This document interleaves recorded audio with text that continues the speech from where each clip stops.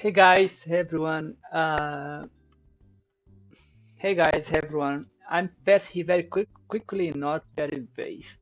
I do not want to go too deep or to spend too much time. I'm just pass here to share with you a very nice set of the JavaScript codes for artificial intelligence based on TensorFlow.js. It's part of the book that I'm right now. Our next book will be about conversational thinking, and I have started to prepare a considerable amount of web-based code, so you can play around. You already have on our official app called Miyagi. You already have a very simple artificial neural network, and my idea is to implement that for as well. This kind of I'm working on to make this kind of more complex and more interesting sandbox. So you can have as much as close as possible on a real life situation, in which of course it's like in a real situation things much more complex, but I wanted to give you guys as close as possible from what you can find in a real scenario.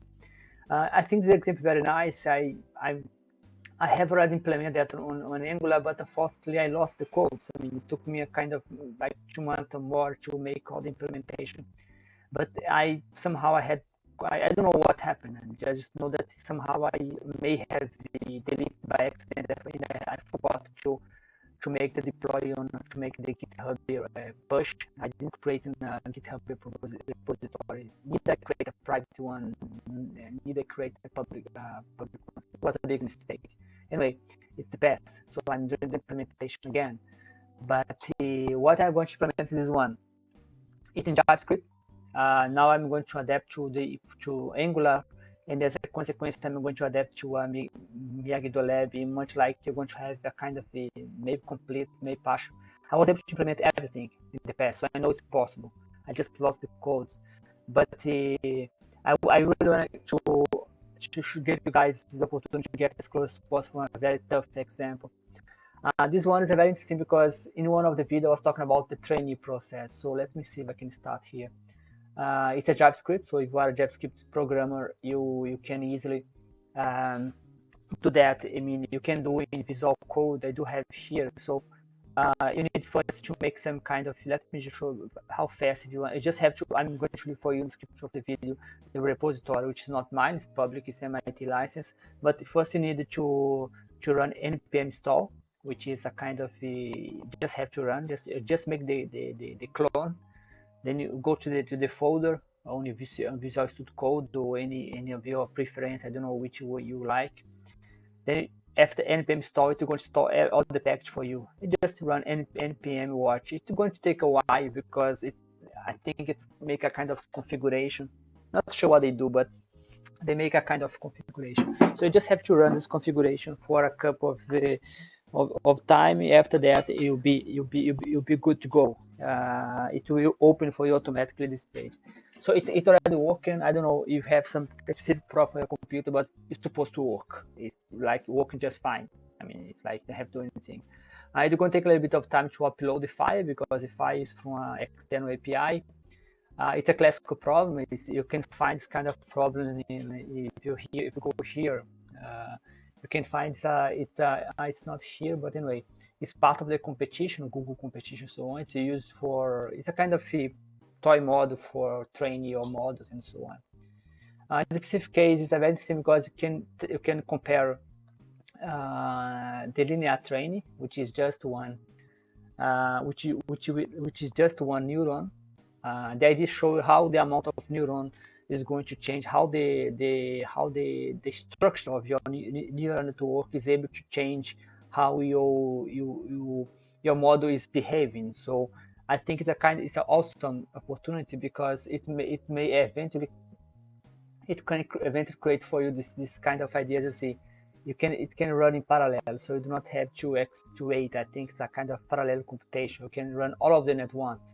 So as you can see, they have different behavior. I mean, just one neuron, the data set is the same, but what they change is how is one layer and then two layer. The book's about deep learning with JavaScript, which will be part of your upcoming book. I decided to add this part. because I do believe that web application is the future. JavaScript most likely will be there. Specifically, I'm using Angular, which I'm planning maybe to launch in the future a book called Scientific Angular, which is a kind of codification of what I have been doing. I did on my postdoc. I used Angular for about 2 years on my postdoc on bioinformatics. I even published a paper, a scientific international paper, and I do wanted to maybe to, I don't know, put that on a book called Scientific Angular. As you can see here, it's still training, but I mean, you can play the sandbox. It's just for you to play. As I said, you can make it work very fast. I mean, what I'm doing, I'm rewriting as I did in the past. I told it took me about 2 months to rewrite that on Angular using TypeScript. I even have a couple of articles on Medium in which I explain a little bit of a challenge that you may face. But the big point is that I have to do it again. I lost the codes again. I mean, I don't know what happened. But one thing they need to see that you want to have a two hidden layer, the arrow starts to be a little bit jumpy. Let me see if I can do it here. Let me see if I can do one thing here. Let me see. Yes, I can do it.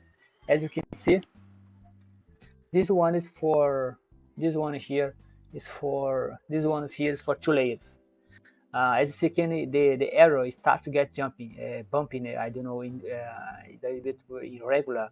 I don't know why that happened. I was asking myself why that happened. I would say that because artificial network is an optimization problem. So if you have 2 layers, your surface will be a little bit more irregular. So you have more minima, a little bit more traps to fall.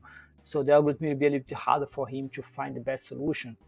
So imagine about the deep learning. Deep learning is also about a huge amount of layers. So that's why deep learning was. I wrote a short article which I can leave for you guys on the description. Why I think deep learning took so much time to appear. It was about 2012. There is a very nice TED talk explaining a little bit about, but it's more or less from the application point of view. But what about from the technical point of view? Why? The multi-layer perceptron. Deep learning is just a multi-layer perceptron with a huge amount of hidden layers. So why it took so much time to evolve? Part of the problem is one, as if it's just 2 layer, you already have a huge amount of problem because it starts to get a little bit harder. If you play around with this toolbox, I did that in the past, you may find even situation in which it starts to get a little bit jump. I think I put 3 hidden layers, if I remember well. I think it got a little bit hard to manage. So that's all, guys. I just want to show you this toolbox. I will leave you guys up to play with the toolbox. I strongly suggest that if you are learning artificial network, that can be a very nice option for you because it's already working. So you just have to download. I showed you how to download previously. Just go back in the video. And there is a huge amount of stuff that you can learn here. For example, you can learn how the weight change because each of these school dropout rate, distance from commit, distance to highway, they are input for the network. So you can see more or less, see that's the top 5. So I think I did a kind of modification in which I plotted the top smaller. So you can see some of the predictor. Here you have about, I don't remember how many predictors, but you have several predictors. I don't remember which year, no idea how many predictors they have here. But the idea that you're supposed to have several predictors to predict the price of a house in a neighborhood of Boston.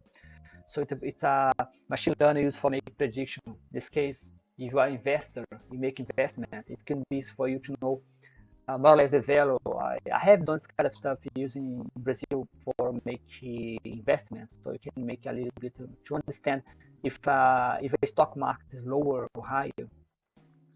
So guys, I think that's all. I mean, I don't have too much to say because I think best way for learning here is to play around. I mean, a little bit of theory is good for you, but I do like to learn just by playing around. That's one of the reasons why I decided to add to our book this toolbox, the sandbox, because I do learn a lot when I have the opportunity to play.